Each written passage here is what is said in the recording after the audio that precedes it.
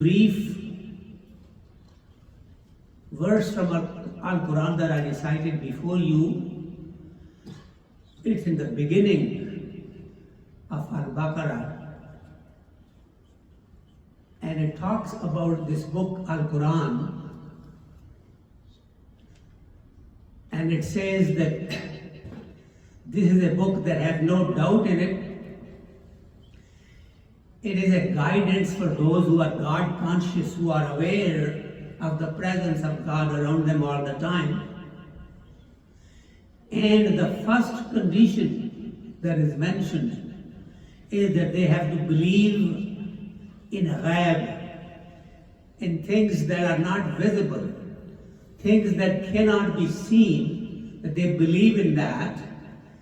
And once they have that kind of a faith in the Al-Ghaib, then Allah subhanahu wa ta'ala opens up their hearts for guidance, and they start to receive guidance.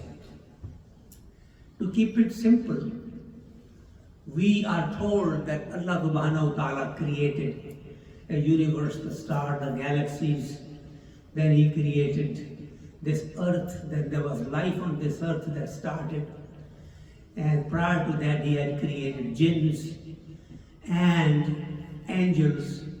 Now most people that believe in Allah subhanahu wa ta'ala, most people of Abrahamic faith, do believe in the presence of angels and jinns. And if they believe in angels and jinns, that means they are believing in the things that cannot be seen, that are not seen, that are not visible, that are not documented by our five senses that we have. Now evidently we have more than five senses, but again, we will leave that for another day, a discussion. But there is a universe out there that we cannot perceive or we cannot see as human beings living on this earth. Imagine Earth's position in the creation. Very small little speck somewhere, way out there in one of the smaller galaxies. The universe is very wide and very, very expansive and continues to expand practically every day. So, first condition we have to really understand is that we must believe that there is a whole world out there that we cannot see, and yet we should not be denying that. If we deny that, then we are actually depending more on our five senses, limiting ourselves to our physical being here, and we are ignoring a whole lot of spirituality that really is the true essence of our creation. Allah subhanahu wa ta'ala has given us from His Spirit into our chest, and from that Spirit we have a spiritual being within us that really can perceive things beyond our visible kind of parameters. In other words, there is a whole lot that our mind, our intellect, our science, our knowledge cannot really interpret for us. Science cannot interpret the dreams, cannot really understand how dreams actually are formed, how they actually can be sometimes reflective of things that have not happened yet. They are reflective of some things that are supposed to come in future. And yet those things are real. All of us have experienced them. And yet, if somebody says that I saw this dream, that I was drinking honey from a river that was close to Nile River, and was crossing the river this way, that way, I will have to ask him, prove it to me. He'll say, I saw this dream, it's like day and night, it's very clear to me, I saw this, and he will be telling you the truth. And yet, if you ask him to prove it to you, he will not be able to give any documentation. Now let me make a point here. Can anybody tell me what I have in my pocket here? Can anybody tell me what? How about you? What do I have? $5 bill? Right here. How come he knew it and none of you knew it. The reason he knows it, I gave him that information. And I am the one who had this information fully. Same way, think of Allah subhanahu wa ta'ala. He has that information. He can give it to anyone, and when that person gets that information from Allah subhanahu wa ta'ala, that person has that information. And that information may relate to future. You will have to not deny it, first thing. Number two, think that it is possible. And number three, always remember that unless you have total faith in all the qualities of Allah subhanahu wa ta'ala, that He is able to give you whatever He wants to give you, He can give it to whosoever He wants to give. He may be giving certain things to people that you may think are not really worthy of receiving from God. In your eyes, those people may not be good, but Allah subhanahu wa ta'ala uses whosoever He wants. He has created people for specific purposes, and He serves His creation through all of us. So the point I am making is, book of Allah subhanahu wa ta'ala, Al-Qur'an, is guidance for those who believe in the unseen. ذَلِكَ الْكِتَابُ لَا رَيْبَ فِيهِ هُدًى لِلْمُتَّقِينَ الَّذِينَ يُؤْمِنُونَ بِالْغَيْبِ. Very first condition that Allah subhanahu wa ta'ala has put is that you have to believe in a word out there that you cannot see, Al-Qura'n. And once you believe that, then it becomes easy to accept things that are in the scriptures. There are things written in Al-Qur'an that are really, totally, miraculously very superior and profound, and not everybody can understand that.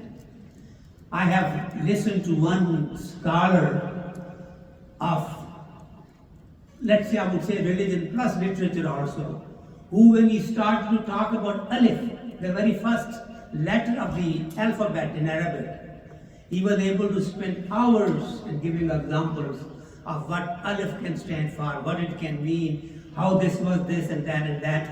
All of that is something that most of us don't even think about. But there's a whole lot of hikmah or wisdom that is written in Al-Qur'an, and every letter there. And as you get closer to Allah subhanahu wa ta'ala, and you make much more clearer intention of learning from that book, this book opens up to us and we learn from it. And as we proceed further with sincerity, then Al-Ghaib opens up to us. And that's when Allah subhanahu wa ta'ala really uses those people to do things that are looking miraculous to most people. Just like that young man knew what I had in my pocket. Can you imagine how much we can receive from Allah subhanahu wa ta'ala? We can make a connection. He made a connection with me when he came. He said, Assalamu alaikum to me standing there.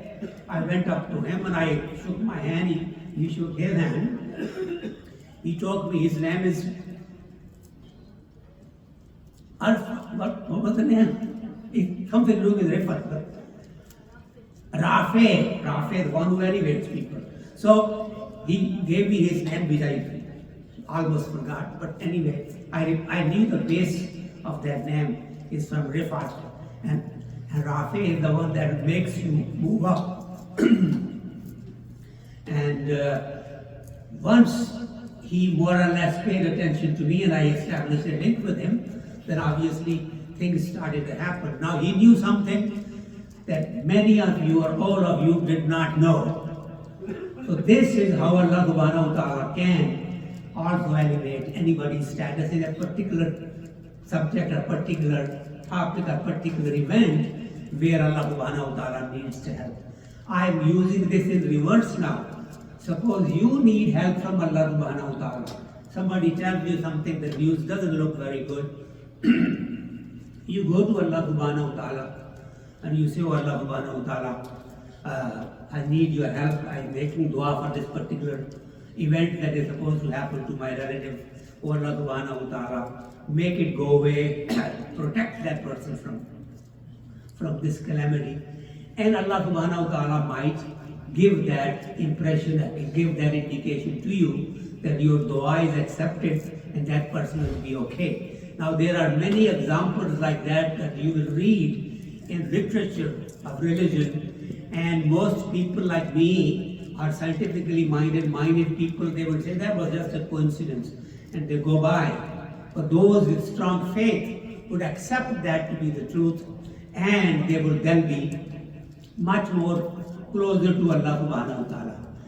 This is the message for today basically, that think that there is a whole lot of universe out there that we may not be able to see, but we should accept its existence and try to learn more about that, because Allah subhanahu wa ta'ala has made that as a condition that unless we believe in Al-Qura'n, then this book cannot be much of an instruction book for us, or give hidayah to us, give our guidance to us, until we believe in the unseen. This is a first condition that we should believe in the world that is unseen. May Allah subhanahu wa ta'ala give us that vision that comes from the heart.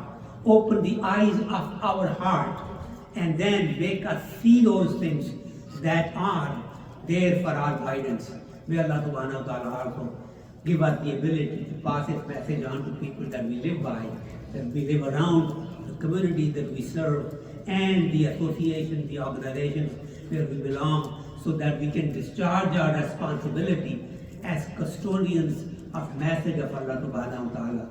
Remember our beloved Prophet in his final khutbah recited that and said that, "Now those who are listening to me pass my message on to others, and others more on to the others, so that the entire humanity gets this message." Jazakumullahu khair. Assalamu alaikum.